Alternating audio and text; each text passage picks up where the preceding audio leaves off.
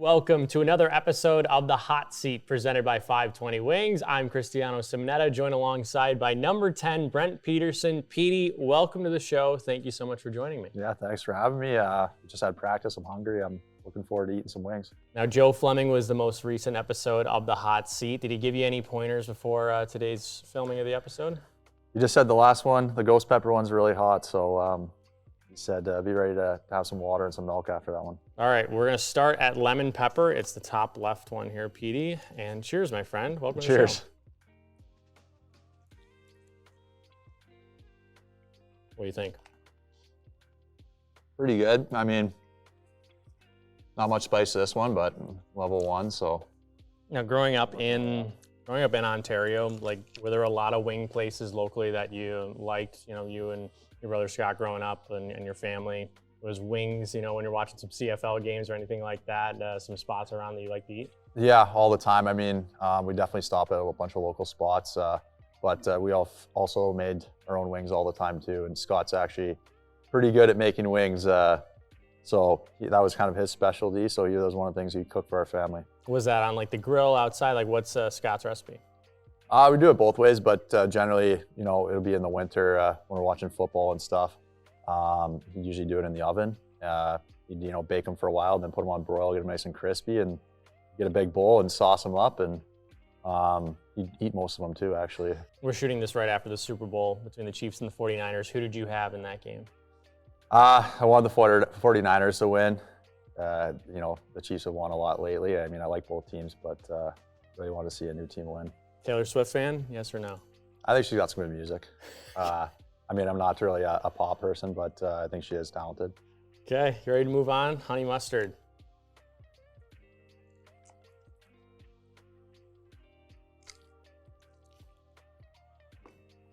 We'll move away from food for a second. Let's talk about you coming to Savannah. Starting last year, you're the first game in franchise history in Greenville. We thought Spencer Dorwitz had scored the first goal in franchise history. It was disallowed, but then you're the one receiving a pass from Danny D'Amato right in front of the net.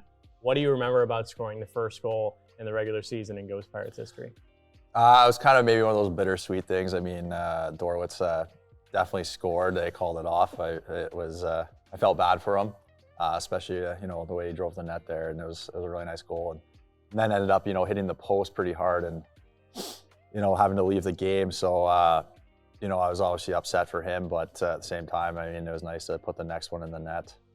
Couldn't agree more. All right, hot teriyaki. This is the first one that may give you, you know, a little hiccup. Yeah, it's still not spicy yet, but, you know, another good wing. Yeah, so if there's a wing type that you like to eat, wings or flats? Honestly, both of them. No? I'm not really picky that way. Just whatever's in front of you, you'll eat.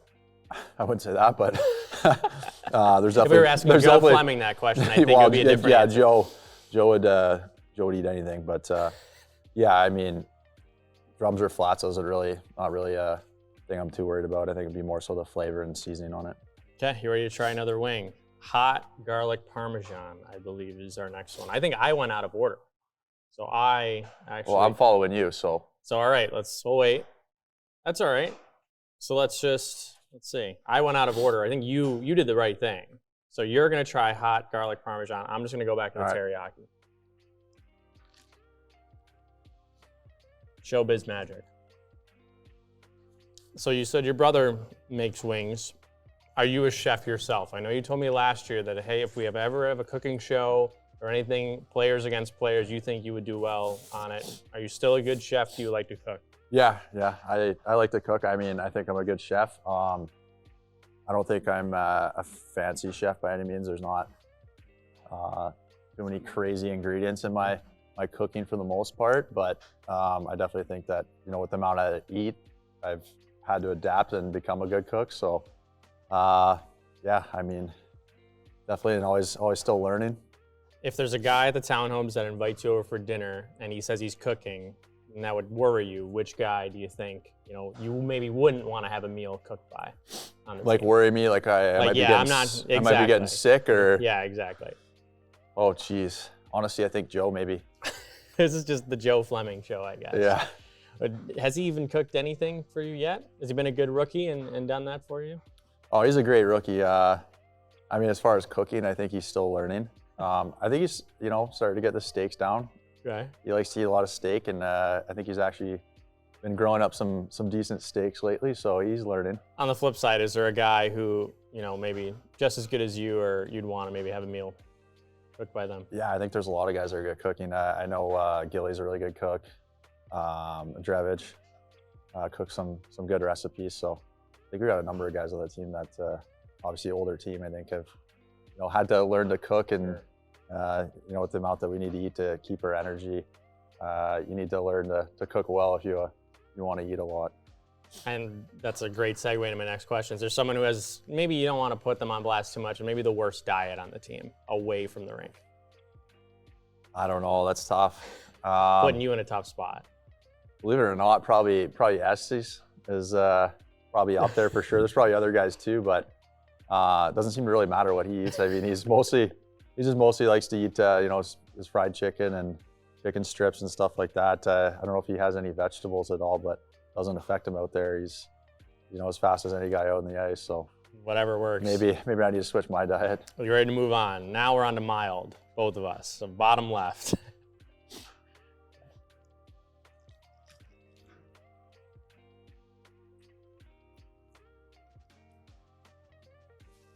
And going back, I mean, we've talked about your brother a lot, but it was certainly special for him to be in training camp with us. What was that like for you? I know you already have the big smile on your face, but to be in the same locker room with him, dressing for the Savannah Ghost Pirates, going through preseason together, what was that like? Yeah, it was definitely special for sure. I was happy. We got the call a week before camp started. I played with him before, and obviously I'm really close with him. We played a lot of sports together growing up. But it's always fun having him around. He's definitely a character, and I think the guys enjoyed him too. He's pretty comical, and it was just special to have him here for that week. And does he like to watch Ghost Pirates games? Is he pretty stay in tune to what you're doing and support you throughout your hockey career? Yeah, for sure. He's definitely very supportive. All my family is, both my brothers, and I'm very fortunate to have that. Okay, all right. 3 wings left, medium. So we're getting up there. I think you'll be okay. Yeah.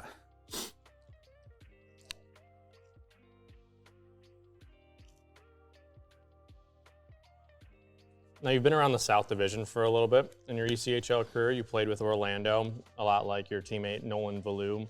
What do you think is a key difference between the Solar Bears and the Ghost Pirates, maybe those two cities, Orlando and Savannah? I don't know. I think Savannah is a very unique city. I mean, you can go around all of the U.S. and you're not going to find a city like it. It's extremely unique. You go downtown and it's just little shops everywhere, little restaurants. There's not really any big business buildings. It's all just geared towards tourism and preserving the history of the city, which is absolutely amazing to see. You go down to River Street, see the cobblestone roads and all the history down there with the old buildings. You don't really see that anywhere else, and it's just it's a really cool city to be a part of. Any pranks going on in the locker room? Maybe you jump out at a guy or do something. Well, there's always pranks going on. That's just a daily event. Yes, being around that locker room, that's maybe let's go into that.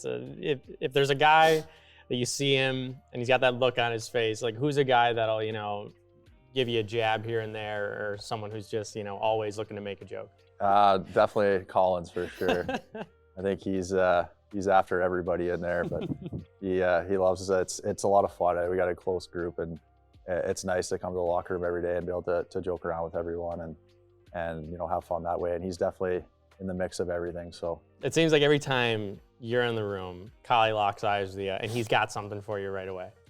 To be honest, I just try to go through my routines and be a good professional, and he's just following me around the room everywhere.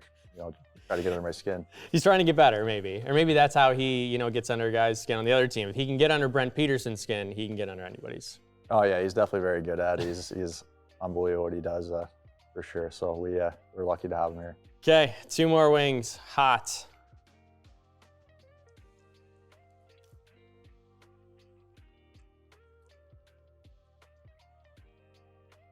Definitely got a little more bite to it. Oh, yeah. So yeah, I don't know what this ghost pepper one's going to be like. So Okay, if 28-year-old Brent Pedersen can sit down 18-year-old Brent Pedersen. So if those two are in a room, what are you telling your younger self before you embark on your collegiate and pro hockey career? Definitely, obviously, to enjoy every minute of it. Definitely goes by quick. I think that's anything that any older player would say, which I definitely think I have.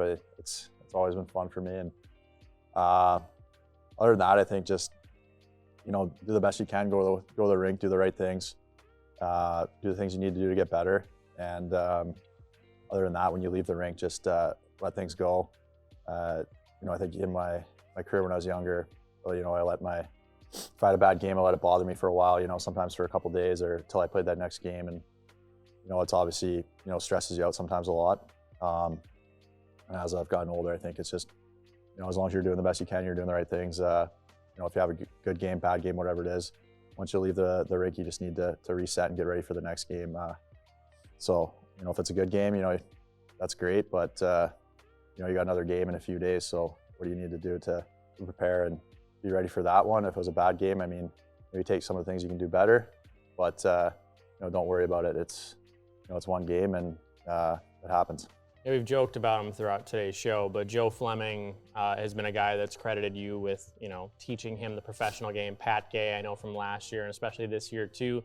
Do you take solace and do you feel good about the fact that I know you don't want to be called one of the older guys because you're certainly not I'm the oldest. still just hitting my prime, I think. Exactly, 27 goals last year. Having a great year this year. It's the same, but the younger guys looking up to you. You've worn an A on your sweater here the last 2 years. Does it feel good knowing that those guys are looking up to you? Yeah, for sure. I think they teach us a lot too. The young guys that we have, they're awesome. I think everybody in our room's learning from everybody. Whether you're an older guy or a younger guy, it's great. We got such a close-knit group, but it definitely, feels good when you can help some of the younger guys out. Obviously, they're just starting out, they're younger. We've, some of us guys have played for a while. We've been through, the ups and downs and, been through a lot through our career. So we might have a little bit more experience in certain areas, and anytime we can help those guys out and have them, be able to perform their best, it's definitely a good feeling. Okay, are you ready for the last one, Brent? Yeah. Ghost Pepper, thank you so much for doing this. We have one more left. You ready?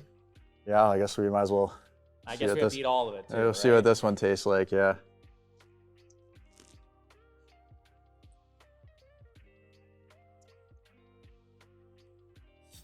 Slow down, you're gonna choke. I'm just trying to match you stride for stride. I can't do it on the ice, so I better, be setting the tone here on this show. Okay, to wrap up the show, we have one more question for you. Where's the weirdest place in Savannah that you've been recognized? I don't know about that one. I think we're really lucky here that the fan support that we do have, it's unbelievable. Probably, best in the league. So we definitely get recognized in a number of different areas. Trying to think, obviously, anytime we're downtown, just walking around, I usually get recognized at some point. Nothing, I don't think anything. That's a good thing. I don't think anything too crazy, no.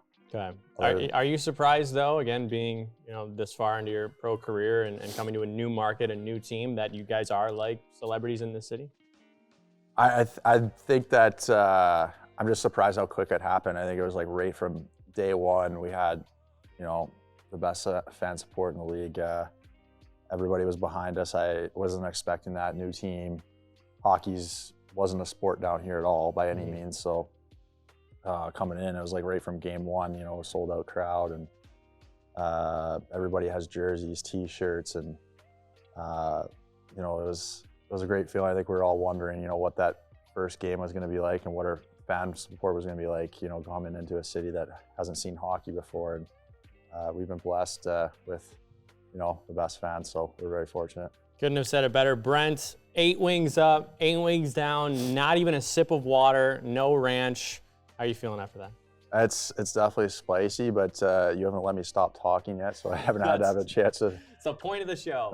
Get some water in me, so should turn those cameras off so I can have a couple of drinks here. Really quick before we let you go, if there's one player in that locker room you want to nominate for the next episode, who do you think it is? You know what? It's chicken, so let's get Brandon in here. Okay, Brandon Estes, you've been called out on next episode of The Hot Seat. Brent, thank you so much for joining me. This was The Hot Seat presented by 520 Wings.